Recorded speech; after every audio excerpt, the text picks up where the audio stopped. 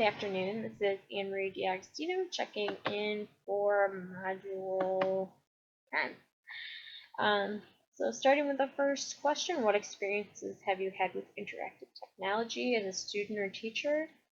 I work in a special education classroom. I have students varying from everything from slight intellectual delays to some physical mobility issues, to being nonverbal, autism, Down syndrome, cerebral palsy, the whole spectrum.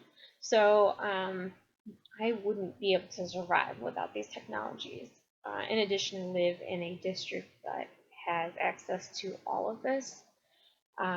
Based on the property taxes in the area that I am teaching, we're probably one of the higher funded districts. So all of the students have iPads. All of the students get to take them home. They have them over the summer. We provide Wi-Fi. It's really spectacular, and it really does allow our students to excel. The changes that I have seen over the years, students that I've worked with in summer school, sometimes at younger ages, and then we see them pass through middle school. Without these technologies, I really don't know where they would be, and I don't really know how we would be able to be successful teaching them without it. Which rendition of the interactive whiteboard and remote would you choose and why? This was very tricky. I personally like smart technologies. I would want the smart board with the interactive touch and projector, which would communicate then with my laptop, which would, as you saw in the video, allow me to project whatever was on my laptop. And then including the smartboard being interactive, that would just really make it awesome. And that is actually what we have at work, so I am accustomed to this kind of having it all thing. But that would definitely be the ideal situation. I've also used smart technologies compared with other programs, and I find that one is easy, simple to use, and friendly to all users, I would say. Which interactive app did you like most? This is going to be silly, but I love Kahoot.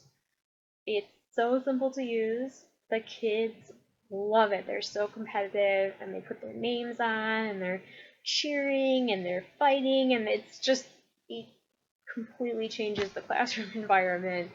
And just on my own personal note, I think the music is awesome. So I could even have that playing in the background right now, and I think everybody would like my video way better. So that's just a personal favorite and side note. If you could choose just one for your future classroom, which would it be? If I could only choose one, that would be really difficult because, again, we're kind of spoiled, but I would go with the projector.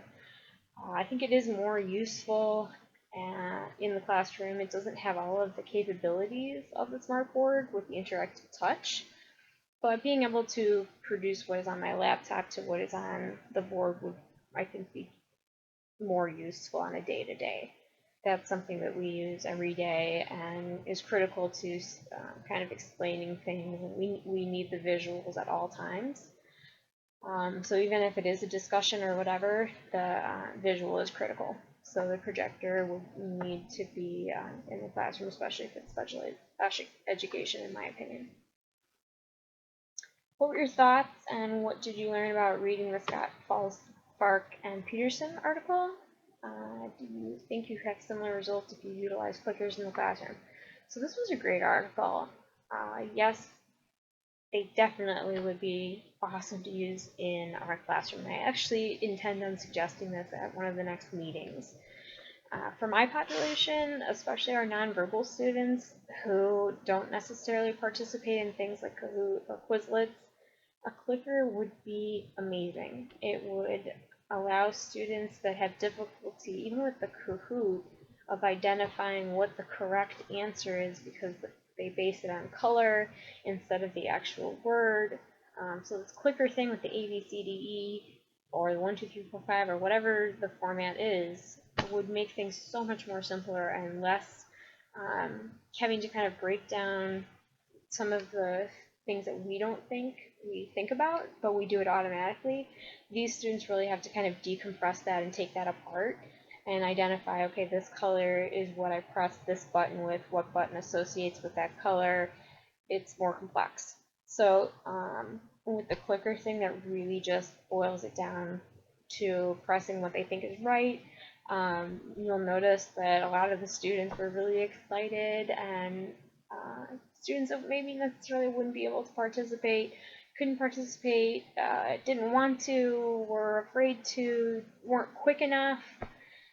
That was another part that I thought was really cool, is a lot of my students aren't quick enough to press the correct button, and the clicker is something that students are really very familiar using, because this goes back to the old remote control, and everybody knows we've learned that one real quick. So I thought that was awesome, and I look forward to kind of researching that more, and hopefully providing some information to my district and getting that going. I think it would be great. So that was a great article. I appreciate it being posted. Thanks for listening, and signing out.